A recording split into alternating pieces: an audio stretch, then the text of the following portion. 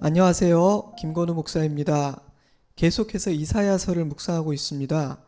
지난주 수요일 22일에는 이사야 8장 말씀을 중심으로 두려워할 필요가 없는 것들과 진정 두려워해야 할 한 분에 대해 묵상하였습니다.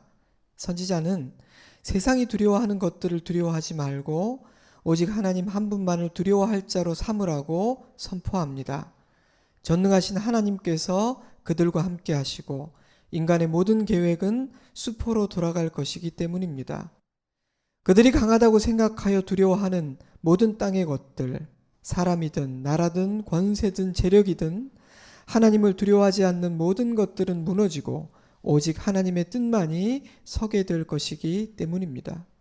그러니 나약하고 허망한 것들을 의지하고 숭배하지 말고 오직 하나님 한 분만을 의지하고 그분만을 예배하라는 것입니다. 그것이 그들의 눈앞에 다가와 있는 심판을 피하고 살 수 있는 유일한 비결이었습니다. 하지만 이 말씀은 이스라엘 전체가 아닌 남은 자들에게 주어진 말씀이었습니다. 그러니 오직 남은 자들만이 그러한 복을 누리게 될 것입니다. 저와 여러분이 그 은혜를 누리는 남은 자이기를 바랍니다. 다음 날인 23일 목요일 본문인 이사야서 9장 8절 이하에서는 북왕국 이스라엘을 향한 하나님의 심판이 선포됩니다. 이스라엘은 너무도 교만하고 완악했기에 하나님은 그들을 엄히 벌하실 것입니다. 그중 일부만 읽어드리죠. 그러므로 여호와께서 르신의 대적들을 일으켜 그를 치게 하시며 그의 원수들을 격동시키시리니 앞에는 아람이요 뒤에는 블레셋 사람이라. 그들이 모두 입을 벌려 이스라엘을 삼키리라. 그럴지라도 여호와의 진노가 돌아서지 아니하며 그의 손이 여전히 펴져 있으리라. 그리하여도 그 백성이 자기들을 치시는 이에게로 돌아오지 아니하며 만군의 여호와를 찾지 아니하도다. 지진이 일어나 집이 무너지고 경제적 기반이 완전히 파괴되어 생계조차 어려운 지경에 이르게 될 것이다. 동쪽에서는 아람의 군대가, 서쪽에서는 블레셋의 군대가 쳐들어올 것이다. 삶의 모든 기반이 무너지고 어딘가로 도망칠 수조차 없는 그야말로 사면초가와 같은 심판이 임할 것이라는 엄중한 선언이었습니다. 그런데 그러한 벌을 내리시고도 하나님의 진노는 끝난 것이 아니라 하십니다. 그 손이 여전히 펴져 있다 하십니다. 그러니 상황은 매우 심각했습니다. 더 심각했던 사실은 그럼에도 불구하고 이스라엘 백성들이 회개하지 않았다는 것입니다. 영이 어두워지고 마음이 굳어지면 그런 현상이 일어나게 됩니다. 하나님께서 강력하게 경고하시고 심지어 엄히 징계하고 계심에도 불구하고 깨닫지 못할 뿐 아니라 마음이 더 완고해지고 있다면 막바지에 이른 것입니다. 그러니 거기까지 가서는 안 됩니다. 만일 내 주위에 누군가가 그런 지경 가까이 이르렀다고 느껴진다면 눈물로 기도하며 그를 사망의 골짜기에서 건져내야 합니다. 만약 끝까지 간다면 그 고통과 아픔은 감당하기 어려운 까닭입니다. 하나님은 북왕국 이스라엘 백성들이 그런 지경에까지 이르지 않기를 간절히 바라셨습니다. 그래서 선지자들을 보내셨고요. 매도 드셨습니다. 하지만 그들은 회개하지 않았습니다. 하나님을 찾지도 않았어요. 그래서 그들은 아수르에 의해 사방으로 흩어져 나라 자체가 사라져 버리게 됩니다. 사랑하는 여러분, 하나님의 인내를 시험해서는 안 됩니다. 하나님의 부드러운 음성에 응답해야 합니다. 회개하고 돌아가야 하는 것입니다. 이어지는 금요일과 토요일 본문인 10장 5절 이하의 내용은 아수르를 향한 심판입니다. 북이스라엘을 치는 도구로 쓰임받기는 하였지만 그들 역시 심판의 대상이었습니다. 그들은 이스라엘보다 더 악했고 더 어리석고 더 교만했기 때문입니다. 그럼에도 불구하고 그런 그들이 하나님의 백성들을 칠 수 있었던 이유는 하나님께서 이스라엘을 징계하기로 결정하셨기 때문이지 그들이 강해서가 아니었습니다. 하지만 그들은 마치 천하를 손에 넣은 것처럼 교만했습니다. 완전한 착각이었죠. 때문에 하나님은 선지자를 통해 이렇게 선포하십니다. 10장 12절 그러므로 주께서 주의 일을 시온산과 예루살렘에 다 행하신 후에 아수르 왕의 완악한 마음의 열매와 높은 눈의 자랑을 벌하시리라. 도끼가 어찌 찍는 자에게 스스로 자랑하겠으며 톱이 어찌 켜는 자에게 스스로 큰 채 하겠느냐. 이는 막대기가 자기를 드는 자를 움직이려 하며 몽둥이가 나무 아닌 사람을 들려 함과 같음이로다. 그러므로 주 만군의 여호와께서 살찐 자를 파리하게 하시며 그의 영화 아래에 불이 붙는 것 같이 맹렬히 타게 하실 것이라. 이처럼 9장과 10장은 하나님을 두려워하지 않았던 북이스라엘과 아수르의 심판을 선포하고 있습니다. 잠시 11장, 12장을 건너뛰고 어제와 오늘의 본문인 13장과 14장으로 가보겠습니다. 13장에서는 바벨론을 향한 심판이 선포됩니다. 13장부터 23장까지 열국의 심판이 차례차례 선언되는데요. 바벨론이 가장 먼저 하나님의 법정으로 소환되는 것입니다. 13장 1절 말씀 아모스의 아들 이사야가 바벨론에 대하여 받은 경고라. 내가 거룩하게 구별한 자들에게 명령하고 나의 위엄을 기뻐하는 용사들을 불러 나의 노여움을 전하게 하였느니라. 산에서 무리의 소리가 나며 많은 백성의 소리 같으니 곧 열국 민족이 함께 모여 떠드는 소리라. 만군의 여호와께서 싸움을 위하여 군대를 검열하심이로다. 무리가 먼 나라에서 하늘 끝에서 왔으며 곧 여호와와 그의 진노의 병기라. 온 땅을 멸하려 함이로다. 너희는 애곡할지어다. 여호와의 날이 가까웠으니 전능자에게서 멸망이 임할 것임이로다. 바벨론을 소환하신 하나님은 열국의 심판을 행할 군대를 소집하십니다. 두려운 장면이죠. 13장부터 시작되는 열국의 심판에 대해서는 다음 주에 다루게 됩니다. 바로 이것이 지난주 수요 묵상 때 나눈 8장부터 오늘 본문인 14장까지의 구조이며 흐름입니다. 그런데 왜 주일과 월요일에 묵상했던 11장과 12장은 넘어갔느냐? 그 내용이 전후의 문맥과 다르기 때문입니다. 이사야서 묵상을 시작하면서 이사야서는 구약의 신약, 구약의 복음서라는 닉네임을 가지고 있다고 말씀드린 거 기억하시죠? 이사야서는 오실 메시아를 깜짝 놀랄 만큼 구체적으로 묘사하고 있습니다. 뿐만 아니라 그가 오셔서 이루실 구원과 회복의 방법과 평강의 왕이 통치하시는 하나님 나라의 모습도 섬세하고 아름답게 묘사하고 있습니다.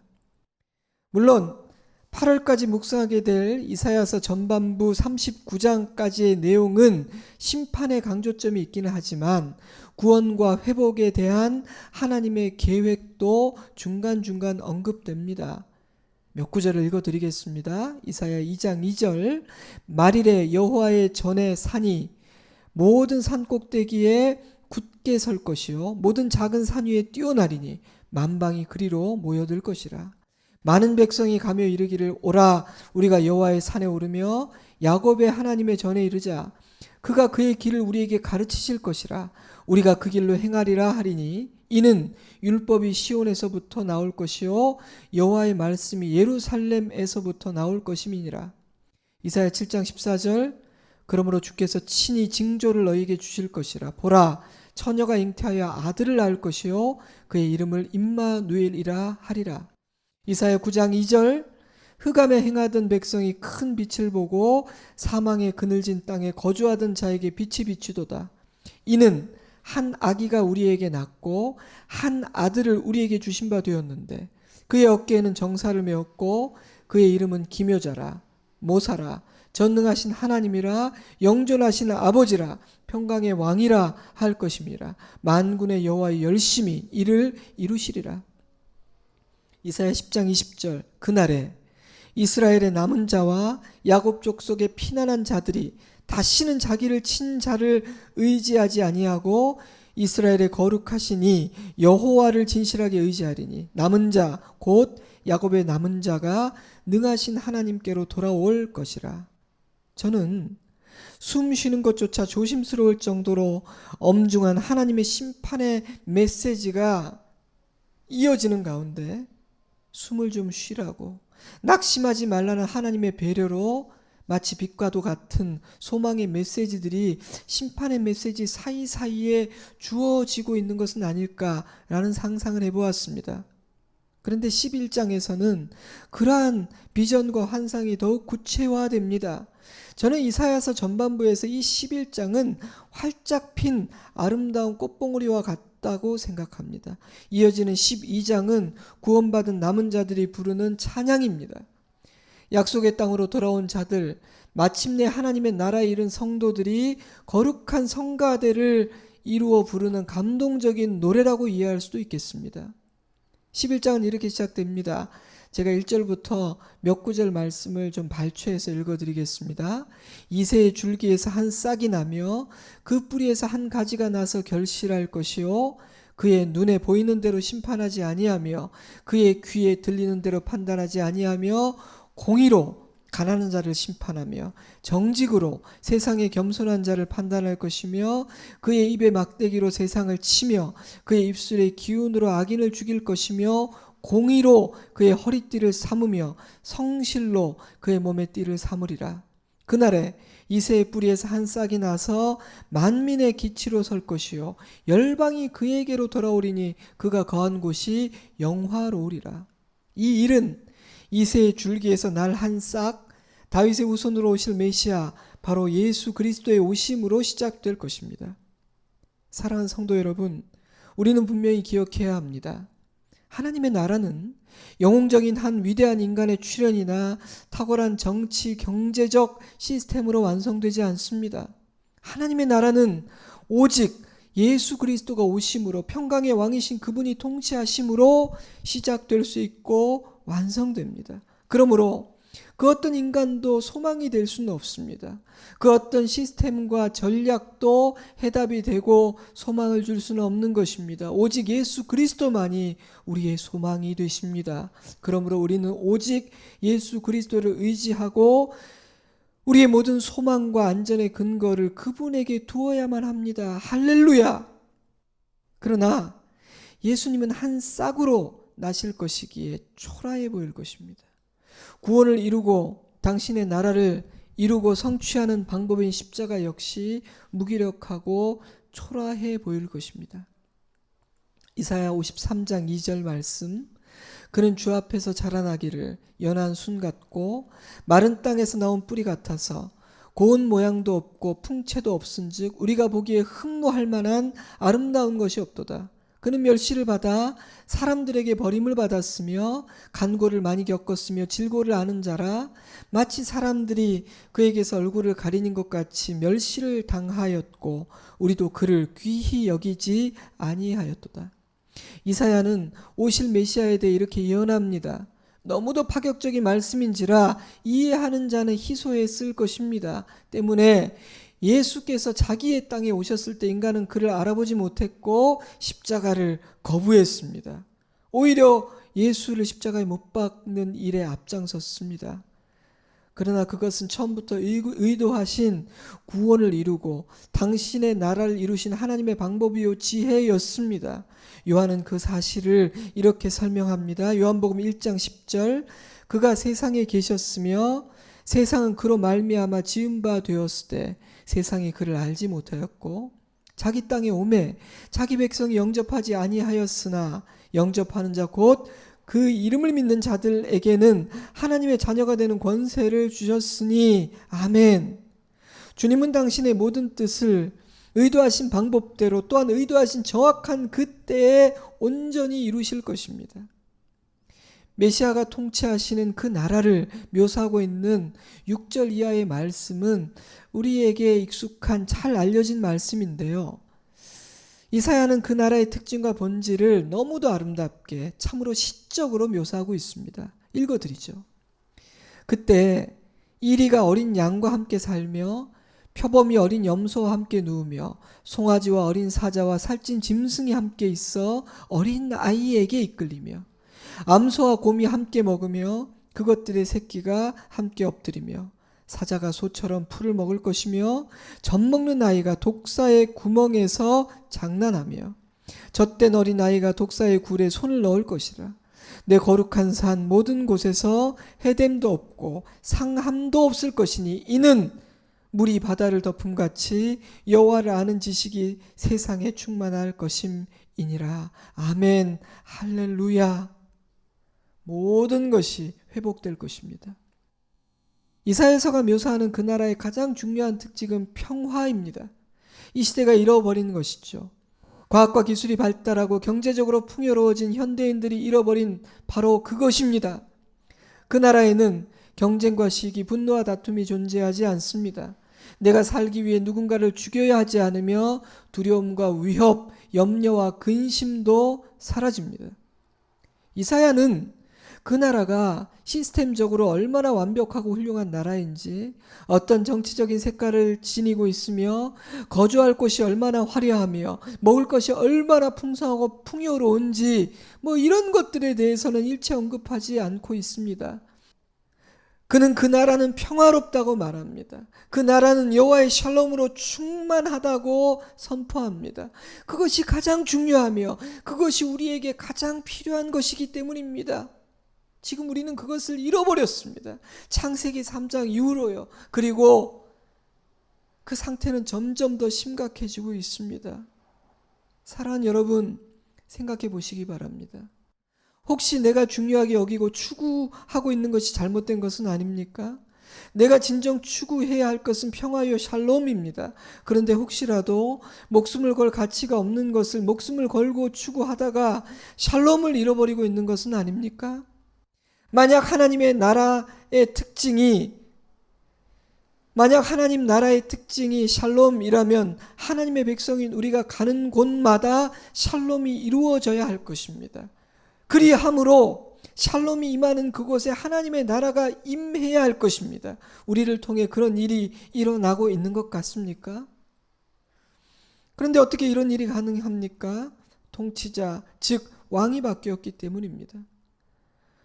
평강의 왕, 그분의 통치가 온 세상 구석구석까지 미치게 되었기 때문입니다. 9절 말씀은 그 사실을 이렇게 표현했어요. 내 거룩한 산 모든 곳에 해됨도 없고 상함도 없을 것이니 이는 물이 바다를 덮음같이 여호와를 아는 지식이 세상에 충만할 것임이니라. 할렐루야. 사랑하는 성도 여러분, 한 가지 도전합니다. 하나님의 백성들이 모여서 이루어낸 공동체인 그리스도인들의 가정과 교회는 이러한 하나님 나라의 특징과 본질이 드러나는 곳이어야 합니다. 우리 가정과 우리 교회는 이사야서가 말하고 있는 이 하나님 나라를 지향해야 하고 이런 특징들이 보여야 합니다. 교회는 세상에 여호와 하나님의 샬롬을 드러내야 하고 여호와 하나님의 샬롬을 이루어내는 곳이어야 합니다. 교회가 그리고 성도가 세상을 분열시키고 갈등을 조장하고 더 다투게 만드는 곳이어서는 안 됩니다. 사랑하는 여러분, 이 일을 위해서 기도하십시오.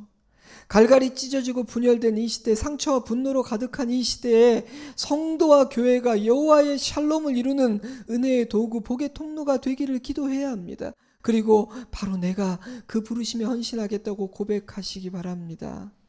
그래서 매일 이사야서가 말하고 있는 이 놀라운 은혜와 복을 맛보고 누리며 사는 저와 여러분이면 좋겠습니다. 주님께서 약속하신 모든 것을 이루시는 그날 부름받은 남은 자들은 이렇게 노래할 것입니다. 이사야 12장 2절 보라 하나님은 나의 구원이시라. 내가 신뢰하고 두려움이 없으리니 주 여호와는 나의 힘이시며 나의 노래시며 나의 구원이심이라. 그러므로 너희가 기쁨으로 구원의 우물들에서 물을 기르리로다. 아멘.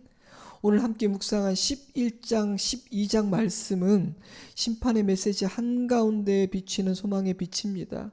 저는 오늘 말씀의 제목을 곧 오실 메시아와 그의 나라라고 잡아보았습니다. 이 말씀이 우리의 소망이 되기를 바랍니다. 이 말씀이 인내하고 승리할 수 있는 이유가 되고 낙심하지 않고 주님께서 하라 하신 선한 일들을 끝까지 계속할 수 있는 동력이 되기를 바랍니다. 또한 내가 예수님께 소망을 두고 있는지 아니면 헛되고 허망한 것들에 조금이라도 소망을 두고 있지는 않은지 살펴보는 기회가 되기를 바랍니다. 오늘 함께 묵상한 이 말씀은 우리가 누리게 될 하나님 나라가 어떤 모습인지를 말해주고 있습니다. 그것은 또한 우리가 추구하고 이루어야 할 사명이기도 합니다. 우리의 가정과 교회, 그리고 우리가 있는 이 세상에 우리가 가는 곳마다 샬롬을 이룹시다. 갈등과 분열과 다툼과 분노로 가득 찬 이 땅에 여호와의 샬롬이 임하기를 기도합시다.